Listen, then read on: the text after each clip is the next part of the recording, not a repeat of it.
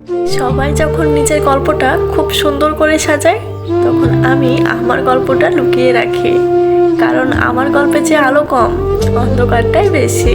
আমি সেই মানুষ যে নিজের অনুভূতিগুলো প্রকাশ করার আগে হাজারবার ভাবে। কারণ আমি জানি সবাই শোনে না, আর সবাই বোঝেও না। আমার ভিতরে সবসময় একটা অদ্ভুত নীরবতা বাস করে।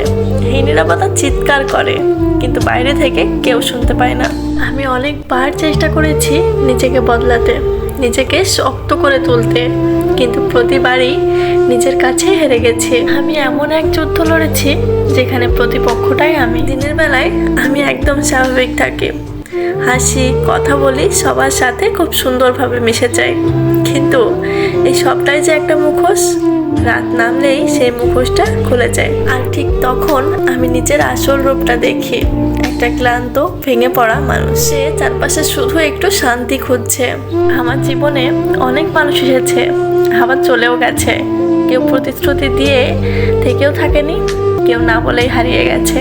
আর আমি ধীরে ধীরে শিখে গেছি, মানুষের উপর বেশি ভরসা করা মানে নিজেকে কষ্ট দেওয়ার জন্য প্রস্তুত থাকা। কখনো কখনো মনে হয় আমি যদি হঠাৎ করে হারিয়ে যাই, তাহলে হয়তো খুব বেশি কিছু বদলাবে না, হয়তো কেউ খেয়ালই করবে না, হয়তো আমার অনুপস্থিতি কারো জীবনে কোনো ফাঁকা জায়গা তৈরি করবে না। এই ভাবনাগুলোই আমাকে আরো অনেক বেশি কষ্ট দেয়।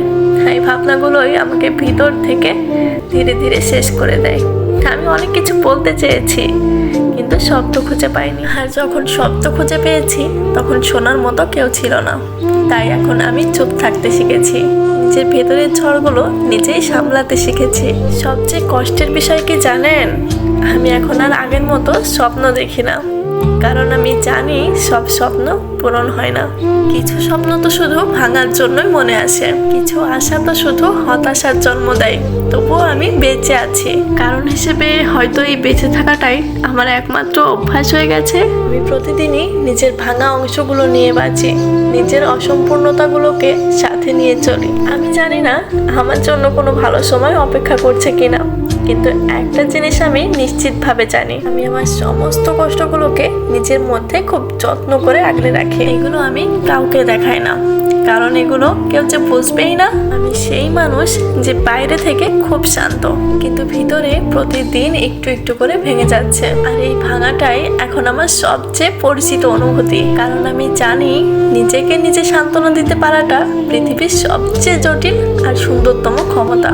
আর এই ক্ষমতাটা আমার আছে বলেই আমি মনে করি। কেউ কখনো আমাকে সান্ত্বনা দিবে এটা আমি কখনো ভাবিই না। স্বার্থপর পৃথিবীতে আমি কারোর আশাই করি না, সবসময় আমি নিজেই নিজের জন্য প্রস্তুত। আমি মনে করি নিজের দুঃখগুলোকে নিজের মধ্যে জমিয়ে রাখাটাই সবচেয়ে বেশি নিরাপদ।